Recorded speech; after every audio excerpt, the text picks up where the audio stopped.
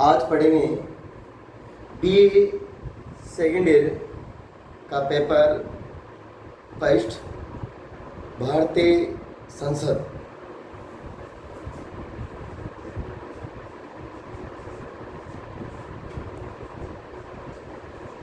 भारतीय संसद अनुच्छेद 79 से अनुच्छेद 123 तक बात करते हैं संसद की।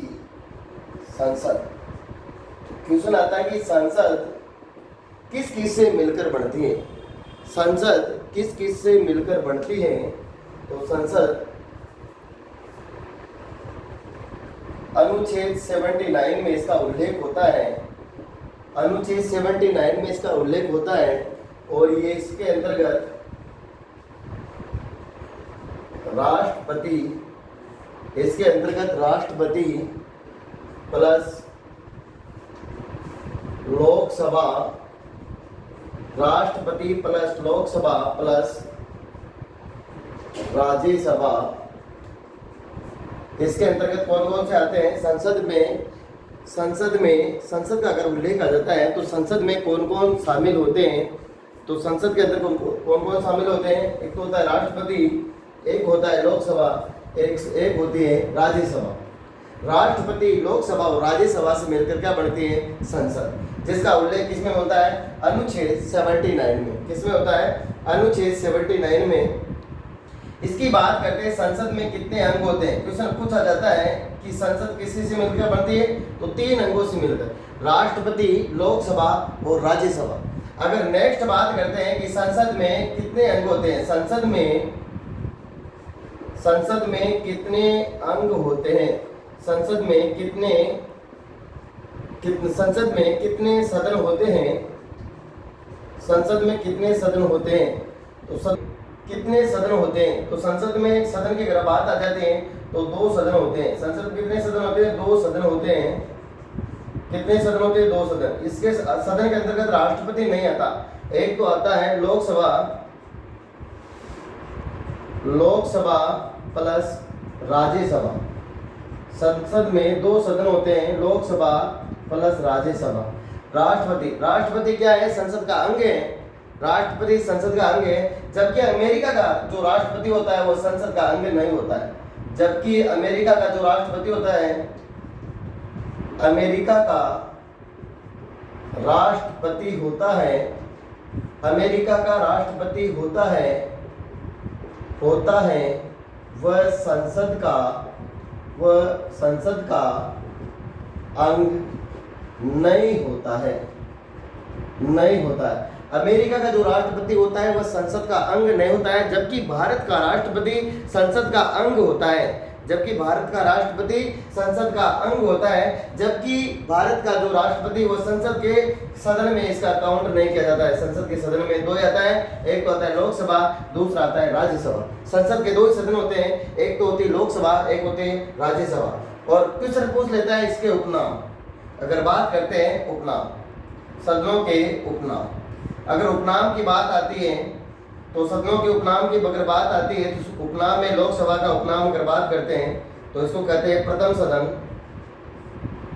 लोकसभा को क्या कहते हैं? प्रथम सदन। जबकि राज्यसभा को क्या कहते हैं? द्वितीय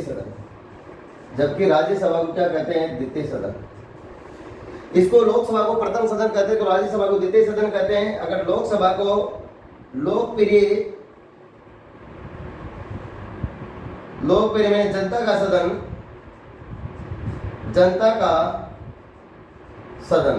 इसको कहते हैं राज्यों का सदन। इसको क्या कहते हैं? राज्यों का सदन। जबकि इसकी बात करते हैं, इसको कहते हैं निम्न सदन। लोकसभा को क्या कहते हैं? निम्न सदन। लोकसभा को क्या कहते हैं? निम्न सदन। जबकि राज्यसभा को कहते हैं उच्च सदन। अगर बात करते हैं नेक्स्ट, तो इसकी लोकसभा क्या है? अस्थायी सदन। इसको कभी भी भंग किया जा सकता है। इसको राष्ट्रपति कभी भी भंग कर सकते हैं, प्रधानमंत्री की सलाह से राष्ट्रपति कभी भी भंग कर सकते हैं लोकसभा को, जबकि राज्यसभा को भंग नहीं किया जा सकता। ये क्या है? स्थायी सदन है। क्या है ये? स्थायी सदन। तो बात करते हैं लोकसभा के उपनाम की बात करते हैं। लोकसभा को प्रथम सदन भी कहा जाता है, जबकि राज्यसभा को द्वितीय सदन कहा जाता है। इसके बाद में लोकसभा को जनता का सदन कहा जाता है, जबकि राज्यसभा को राज्यों का सदन कहा जाता है। लोकसभा को निम्न सदन कहा जाता है, जबकि राज्यसभा को उच्च सदन कहा जाता है। लोकसभा को अस्थायी सदन कहा जाता है, जबकि राज्यसभा को स्थायी सदन कहा जाता है। इसको कभी भी भंग किया जा सकता है, लोकसभा को कभी भी भंग किया जा सकता है। इसके बाद में इसकी बात करते हैं, ये बुजुर्गों का सदन है, ये बुजुर्गों का सदन, इसे क्या कहते हैं? राज्यसभा को बुजुर्गों का सदन भी कहा जाता है, राज्यसभा को बुजुर्गों का सदन भी कहा जाता है। इसके बाद में अपन एक एक पढ़ेंगे। जैसे पढ़ेंगे लोकसभा को, क्या पढ़ेंगे? लोकसभा को पहले क्या पढ़ लेते हैं? राज्यसभा पढ़ लेते हैं, लोकसभा बाद पढ़ लेंगे। पहले पढ़ लेते हैं राज्यसभा। तो राज्यसभा की अगर बात करते हैं, राज्यसभा की अगर बात करते हैं तो राज्यसभा की अगर बात करते हैं तो राज्यसभा की अगर बात करते हैं तो ये राज्यसभा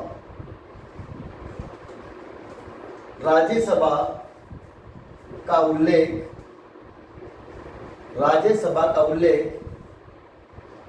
अनुच्छेद 80 में मिलता है। राज्यसभा का उल्लेख आर्टिकल अनुच्छेद 80 में मिलता है। राज्यसभा का उल्लेख किसमें मिलता है? अनुच्छेद 80 में। तो राज्यसभा की अगर बात करते हैं तो राज्यसभा अधिकतम सदस्य संख्या, राज्यसभा की अधिकतम सदस्य संख्या, राज्यसभा की अधिकतम सदस्य संख्या और वर्तमान राज्यसभा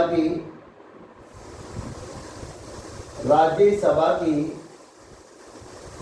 वर्तमान सदस्य संख्या, ये राज्यसभा की अधिकतम सदस्य संख्या और ये राज्यसभा की वर्तमान सदस्य संख्या।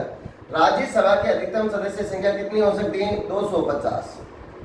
राज्यसभा की अधिकतम सदस्य संख्या कितनी हो सकती है? 250। कितनी हो सकती है? 250। अधिकतम सदस्य संख्या कितनी हो सकती है? 250। वर्तमान में अगर बात करते हैं तो ये सदस्य संख्या कितनी है? 245। वर्तमान में अगर बात करते हैं तो राज्यसभा की सदस्य संख्या कितनी है? 245। जबकि अगर अधिकतम सदस्य संख्या की बात करते हैं तो कितनी है? 250।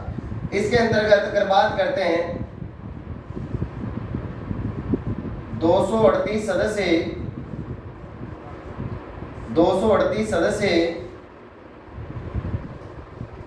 राज्य व केंद्र शासित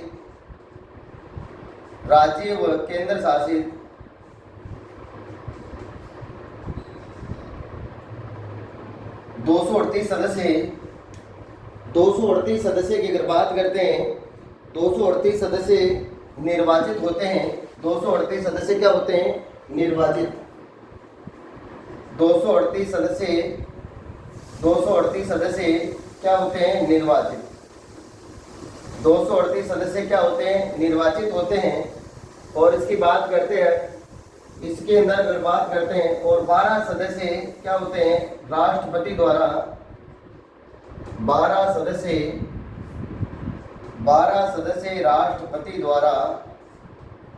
सदस्य राष्ट्रपति द्वारा मनोनीत होते हैं।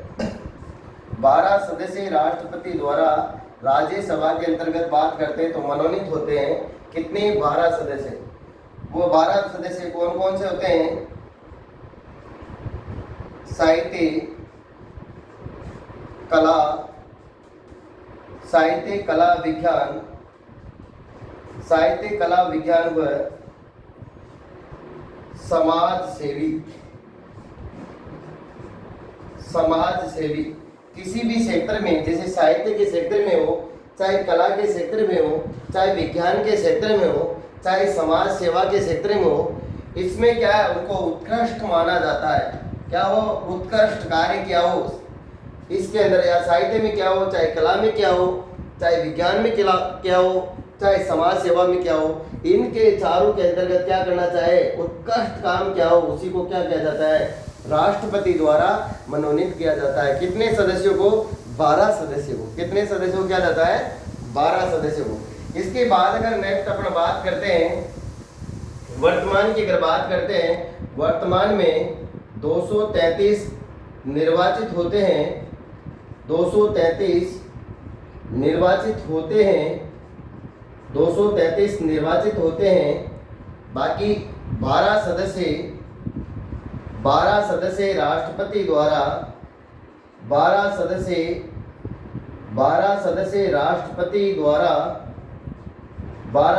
राष्ट्रपति द्वारा मनोनीत किया जाता है। 12 सदस्य राष्ट्रपति द्वारा मनोनीत किया जाता है। 12 सदस्य राष्ट्रपति द्वारा मनोनीत किया जाता है। जबकि 200 वर्तमान की अगर बात करते हैं तो 233 सदस्यों का तो क्या होता है, चुनाव होता है, निर्वाचित होता है। जबकि 12 सदस्य राष्ट्रपति द्वारा क्या किया जाता है, मनोनीत किया जाता है। मनोनीत का अर्थ होता है किसी भी व्यक्ति को, जैसे किसी व्यक्ति का अर्थ साहित्य, कला, विज्ञान, समाज सेवा के क्षेत्र में उत्कृष्ट कार्य किया हो, उसी को राष्ट्रपति क्या करता है, मनोनीत किया। जबकि निर्वाचित का होता है निर्वाचित द्वारा, चुनाव के द्वारा इनका क्या किया जाता है, राष्ट्रपति इसका क्या किया जाता है, चुनाव किया जाता है। वो भी किसके द्वारा, अप्रत्यक्ष के द्वारा। अप्रत्यक्ष, डायरेक्ट आप वोट नहीं देते, राज्यसभा के सदस्यों को आप निर्वाचित नहीं कर सकते, इसका क्या कर सकते हैं, अप्रत्यक्ष निर्वाचन होता है इसका।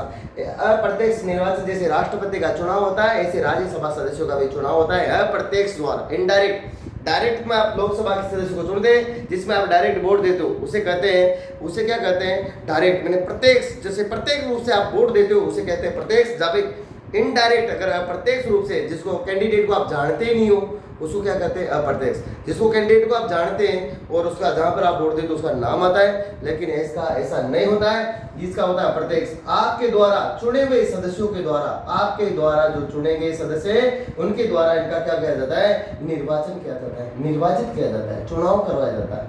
इसके बाद अगर नेक्स्ट अपन बात करते हैं, जैसे निर्वाचित की बात कर रहे थे मैं, जैसे 233 सदस्य निर्वाचित, वर्तमान की अगर बात कर रहा हूं मैं, राज्यों के अंदर 233 सदस्य क्या होता है, निर्वाचित होते हैं। 233 सदस्यों क्या होता है, निर्वाचन होता है। इनमें से अगर बात करते हैं 229 सदस्य, तो 229 सदस्य राज्यों से, 229 सदस्य राज्यों से प्लस 4 सदस्य केंद्र शासित प्रदेशों से, 4 सदस्य केंद्र शासित मैंने यूनियन टेरिटरी से अगर बात करते हैं। इसकी बाद में नेक्स्ट वो भी दिल्ली से 3 और जबकि पुदुचेरी से 1। इसके बाद में लद्दाख और जम्मू कश्मीर को बढ़ा दिया गया है, जबकि लद्दाख में विधानमंडल का गठन नहीं किया गया है। बाकी जम्मू कश्मीर की बात आती है, जब भी राष्ट्रपति इसका अगर चुनाव होता है तो जम्मू कश्मीर के अंदर भी राज्यसभा से कोई सीट दी जाएगी जम्मू कश्मीर के अंदर, लेकिन अभी तक कोई प्रावधान नहीं है उसका, अभी तक कोई नहीं है। तो ये दिल्ली से, अगर केंद्र शासित प्रदेश की अगर बात करते हैं तो दिल्ली और पुदुचेरी से 3 सदस्यों का निर्वाचित किया जाता है, और जबकि पुदुचेरी से 1 सदस्य का निर्वाचन किया जाएगा। इसके बाद में अगर नेक्स्ट अपन बात करते हैं ये कितने राज्यों से क्या कितनी सीटें आती हैं, तो बात करते हैं मेघालय, मणिपुर, नागालैंड। मेघालय से 1 है, मणिपुर से 1 है, नागालैंड से 1 है।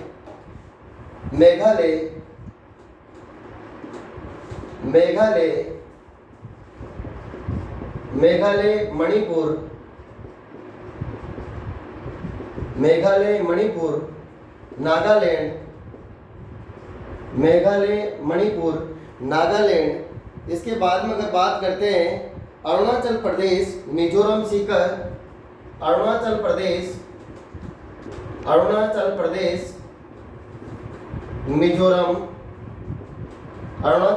मिजोरम, सिक्किम। इनके अंतर्गत अगर बात करते हैं मेघालय, मणिपुर, नागालैंड, त्रिपुरा, अरुणाचल प्रदेश, मिजोरम, सिक्किम, इसके अंतर्गत एक राज्यसभा में एक सीट है। राज्यसभा के अंतर्गत इनका प्रतिनिधित्व कितना है, एक सीट है।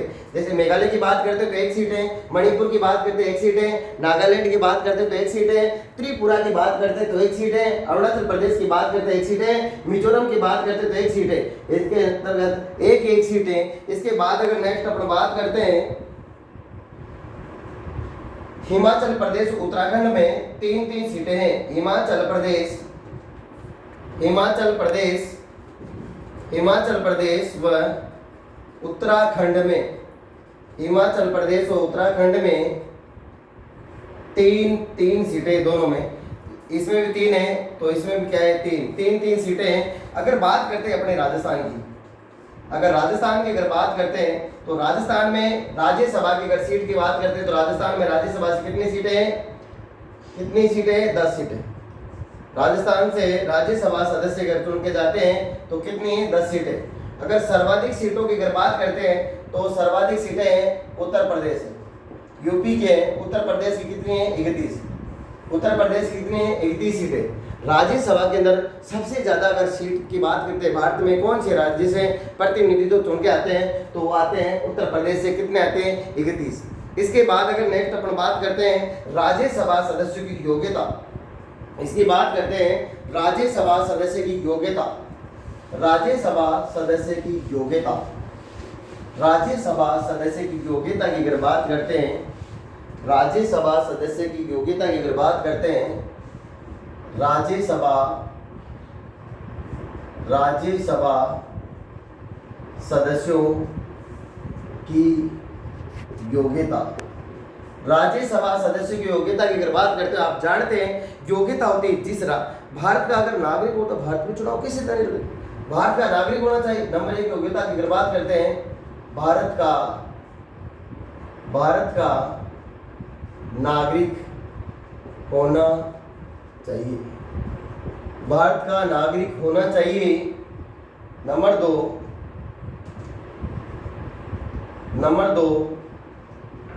न्यूनतम आयु नंबर 2 की अगर बात करते हैं तो न्यूनतम आयु कितनी होनी चाहिए 30 वर्ष। मोस्ट इंपोर्टेंट है, यही पूछेगा कुछ बात। इसके बाद में अगर बात करते हैं नंबर 3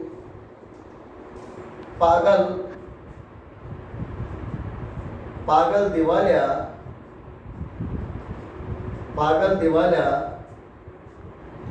नहीं होना चाहिए। नंबर 4 किसी भी लाभ के पद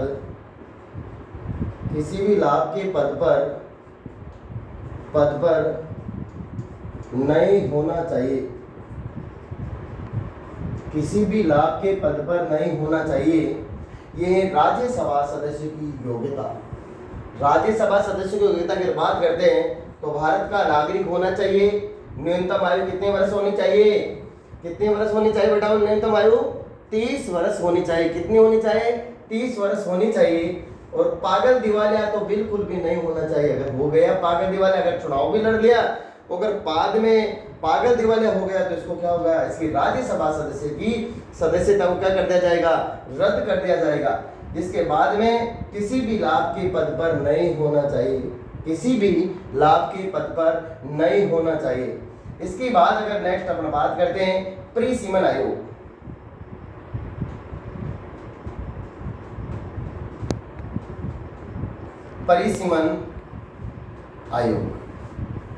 परिसीमन आयोग की अगर बात करते हैं तो ये परिसीमन आयोग का उल्लेख अगर बात करते हैं आर्टिकल अनुच्छेद 82 में मिलता है। परिसीमन आयोग का उल्लेख किसमें मिलता है?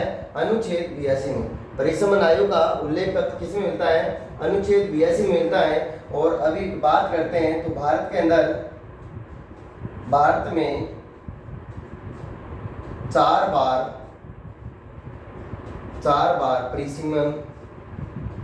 परिसीमन किया गया है। सीटों को कम ज़्यादा कर दिया गया है। सीटों को क्या कर देते हैं? कम ज़्यादा कर दिए गए हैं।